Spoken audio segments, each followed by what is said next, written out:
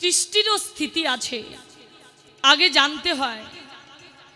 এক ফোঁটা অর্থাৎ একটি তিলকে 4 ভাগে ভাগ করলে যে 1 ভাগ থাকে, অতটুকু বিন্দু দিয়ে একটি ফল সৃষ্টি হয়। সেখানে কোনো থাকে না আত্মসুখ।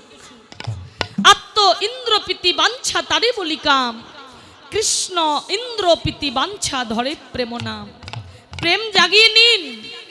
একবার যদি গুরু করুণায় প্রেম জাগে, কাম আপনাকে স্পর্শ করতে পারবে না।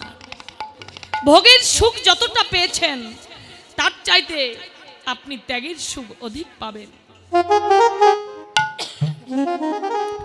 ধরে রাখতে যদি একবার শিখেন, যদি চৈতন্য গুরুর করুণা আপনার প্রতি লাভ হয়, কাম কামনা বাসনা দূরীভূত করতে পারেন, তাহলে জগতে তোমার আর সাধন ভজন